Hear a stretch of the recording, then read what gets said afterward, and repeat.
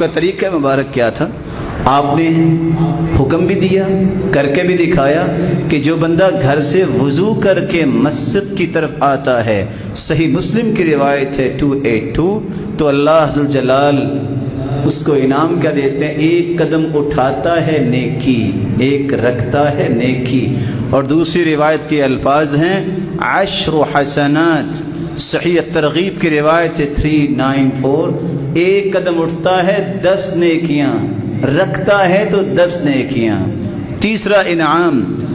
وہ مسجد میں آ کے پڑھتا ہے نماز جماعت سے، لیکن اللہ اس کو اجر صرف جماعت کا 27 نمازوں کا نہیں دیتے، اجر من حضرہا، مسجد میں جتنے لوگ نماز پڑھ رہے ہیں سب کو ان کی نمازوں کا اجر، یہ جو وضو کر کے آیا ہے ان سب کے برابر اس اکیلے کو اجر ملتا ہے۔ چوتھا انعام، یہ اللہ ذوالجلال کا مہمان ہے،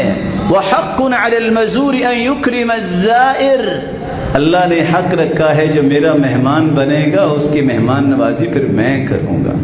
پانچواں انعام، تبشبش اللہ کما یتبشبش اہل الغائب بطلعته، کسی کا بھائی کسی کا بیٹا اللہ سب کی حفاظت فرما دے، گم ہو جائے تو ملے تو کتنی خوشی ہوتی ہے، اتنی خوشی انسانوں کو نہیں ہوتی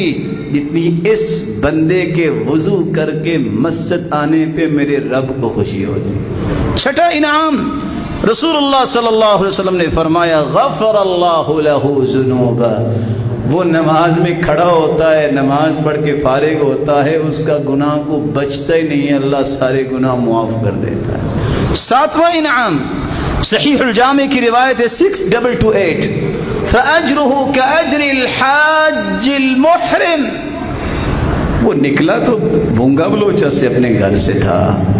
مسجد میں نماز پڑھی، اجر اس کے نام اعمال میں وہ لکھا جائے گا کہ احرام باندھ کے یہ حج کرنے گیا اور حج کر کے